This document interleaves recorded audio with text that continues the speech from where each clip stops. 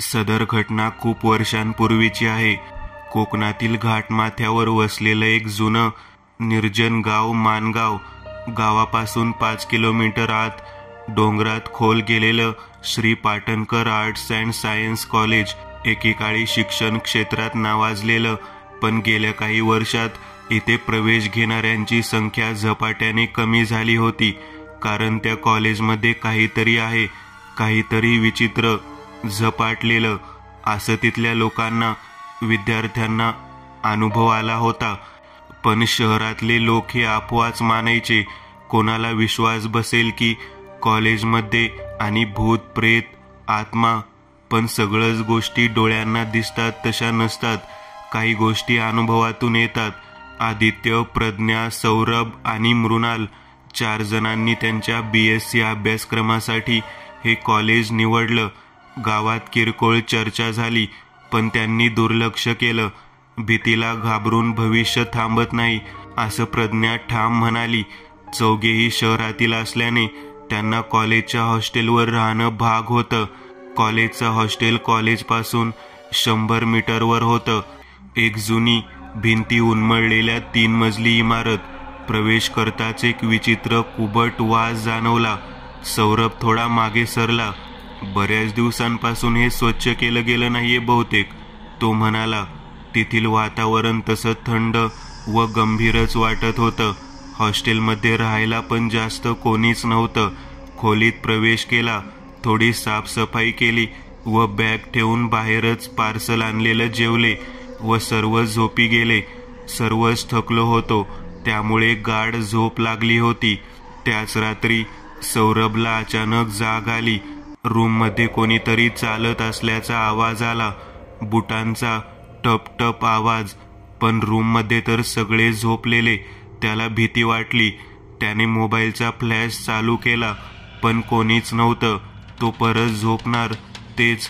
दरवाजावर कोणीतरी 3 थापा दिल्या. ठक ठक. तो घाबरला. इतक्या रात्री कोण असेल? आणि या हॉस्टेलमध्ये जास्त कोणी राहत पण नाही. त्याने घाबरत विचारलं, कोण आहे? उत्तर नाही. तो उठला व घाबरत घाबरत दरवाजा उघडला, पण कोणीच नव्हतं. कोणाचंच अस्तित्व नव्हतं. पण त्याचं लक्ष दरवाजावर गेलं. हातांचे काळे ठसे उमटले होते, अगदी ताजे. त्याला भीती वाटत होती, कोणी चोर असेल का? पण इथे काय आहे चोरण्यासारखं? जाऊ दे, उगीचच यांना उठवून घाबरवायला नको. एकतर आमचा पहिलाच दिवस आहे. पहिल्याच दिवशी मनात भीती बसली तर पुढे इथं राहणं अवघड होईल. त्यापेक्षा ह्यांना काहीच सांगत नाही, असं बोलून सौरभ परत झोपला. दुसऱ्या दिवशी कॉलेजमध्ये जायचा पहिला दिवस. आवराआवर करून सर्वजण कॉलेजला निघाले. वर्ग सुरू झाले. प्राध्यापक भेटले. कॉलेजच्या कॅन्टीनमधून नाश्ता केला व परत त्याच्या वर्गाकडे निघाले. कॉलेजचे 2 दिवस छान मजेत गेले. एके दिवशी लेक्चर नाही म्हणून असंच चौघे सर्व कॉलेज आरामात फिरत होते. तेव्हा आदित्य बोलला, तुमच्या एक गोष्ट लक्षात आली का?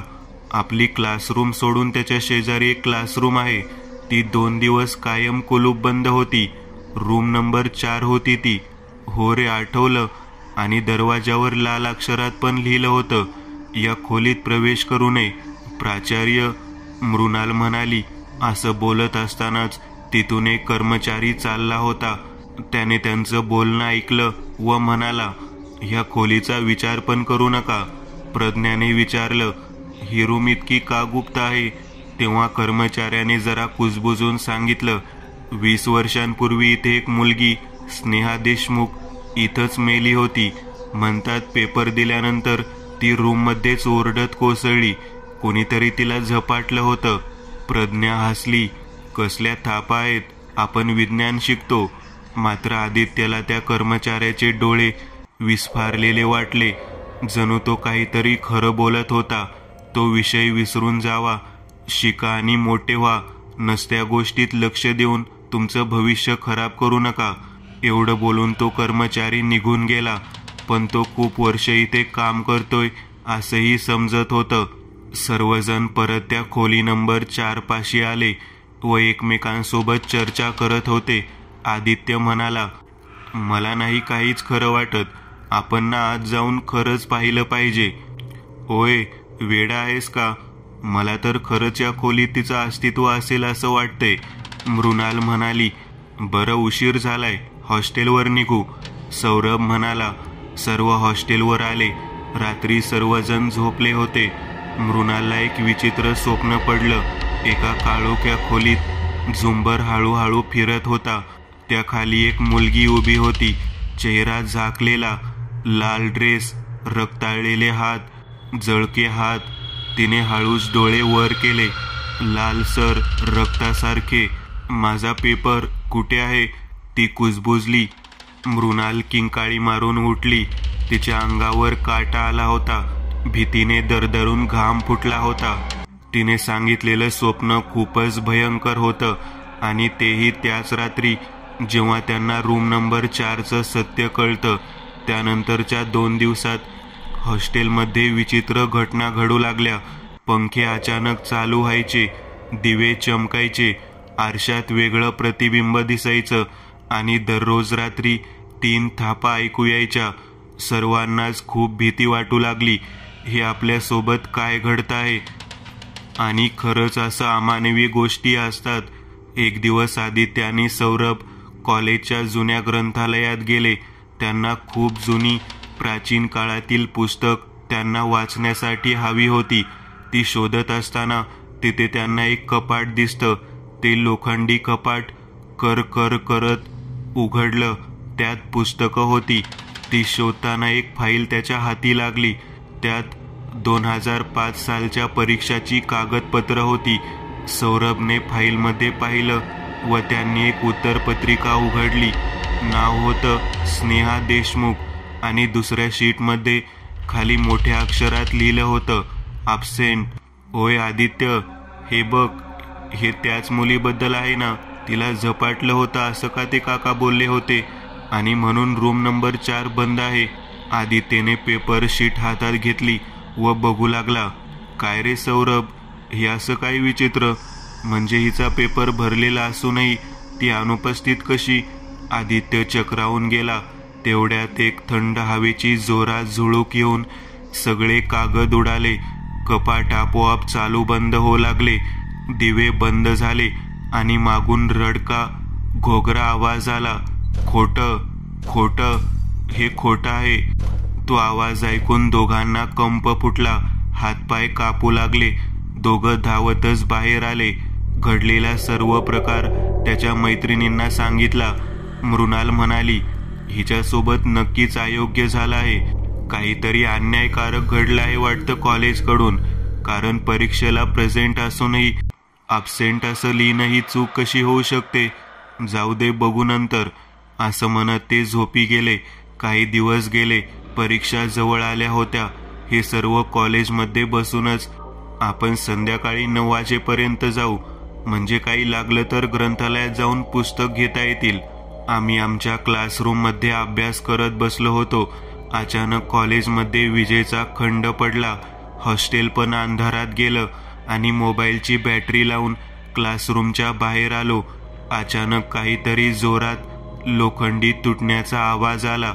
आदित्य बॅटरीच्या प्रकाशात बघू लागला, आणि पाहिलं तर रूम नंबर 4चं कुलूप आपोआप तुटून पडलं होतं. हे कसं शक्य? तेच त्याचा लाकडी दरवाजा कर कर करत उघडला गेला, आणि स्नेहाची छाया दरवाजात उभी होती. लाल डोळे, थरथरणारे हात, रडत होती, हळूहळू गात होती. ते पाहून आम्ही भयंकर हादरलो. भीतीने पळू लागलो, पण आम्ही एकाच जागी पळत होतो. आम्ही तिथून बाहेर पडूच शकत नव्हतो. मोबाईल बंद पडले. हळूहळू तिचा आवाज स्पष्ट ऐकू येऊ लागला. पुस्तिका कुणी नेली? न्याय कुणी दिला नाही? आमचे हृदय भीतीने धडधडत होते. कॉलेजमध्ये गेटवर पहारा देणाऱ्या वॉचमनला आवाज पण जाणं शक्य नव्हतं. ती हळूहळू मृणालकडे चालत आली. तिचा हात घट्ट धरला. आम्ही डोळे विस्फारून बघू लागलो. भीतीने काय करावं सुचेना. सौरभ बोलला, सोड, सोड तिला. मृणालला श्वास घ्यायला त्रास होऊ लागला. आदित्य कसंबसं पाऊल टाकत आला. मंत्र म्हणून काहीतरी ओरडला. ती छाया एक किंचाळी मारून गायब झाली. मृणाल बेशुद्ध होऊन पडली. आदित्य व सौरभने तिला तसंच उचलून आम्ही हॉस्टेलवर आलो. तिला शुद्ध आली. सौरभ बोलला, बस आता नाही राहायचं इथे. आपल्या सोबत असं घडतंय. खरंच इथे भूत आहे. आपण आजच निघू. मृणाल बोलली, नाही, आपण या मुलीला आता मुक्ती द्यायची. अगं तू वेडी आहेस का? नाही, पण तिच्या जीवाला आपण आता शांती द्यायची. तिला आपल्याला मारायचं नाहीये, नाहीतर तिने कधीच आपल्याला मारलं असतं. ती फक्त तिचं अस्तित्व आपल्याला सतत दाखवत आहे. पुराव्यापर्यंत तिनेच आपल्याला पोहोचवलं आहे. मृणाल ठामपणे पण घाबरत बोलली. सौरभ बोलला, हो, स्नेहाचा आत्मा का फिरत आहे याचा शोध आपण सर्वांनी घ्यायचा. त्यांनी खूप माहिती काढून प्राचार्य जोशींना भेटून सर्व माहिती मागवली. जोशींनी थोडा वेळ शांत राहून सांगितलं, स्नेहा जोशी ही कॉलेजची सर्वात हुशार मुलगी होती. मेडिकलच्या शेवटच्या वर्षाचा शेवटचा पेपर होता. तिने तो दिला. डॉक्टर व्हायचं स्वप्न होतं, पण तिचा पेपर हरवला गेला. शिक्षकांची चूक होती, पण तिला दोषी ठरवण्यात आलं. ती ओरडली, रडली, पण कोणीच तिच्यावर विश्वास ठेवला नाही आणि शेवटी तिने रूम नंबर 4 मध्ये स्वतःला पेटवून घेतलं. त्या दिवसापासून ती रूम झपाटली गेली. बरेच विद्यार्थी अचानक वेडे झाले, काही गायब झाले, काहींनी आत्महत्या केल्या. भयंकर प्रकार घडू लागले. कॉलेजमध्ये विद्यार्थी येणे कमी झाले, पण तरीही ती रूम बंद का ठेवली?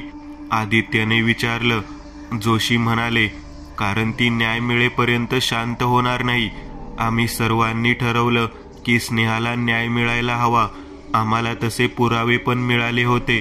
आम्ही परत हॉस्टेलमध्ये गेलो व प्रज्ञा आणि आदित्यने ती जुनी उत्तरपत्रिका आणली. ती स्कॅन केली, त्याचा अभ्यास केला आणि एक भयानक सत्य समजलं. धक्काच बसला. असला कसला शिक्षक हा? सौरभ रागाने बोलला. ती उत्तरपत्रिका एका प्रोफेसरने जाणून बुजून लपवली होती, कारण तिने त्याच्यावर केलेल्या तक्रारीमुळे त्याचं प्रमोशन थांबलेलं. त्या प्रोफेसरचं नाव होतं प्रोफेसर जाधव, जो 2 वर्षांपूर्वी हृदयविकाराने मेला होता. पण त्याचा मृत्यूही रूम नंबर 4 मध्येच झाला होता, अग्नीमध्ये होरपळून.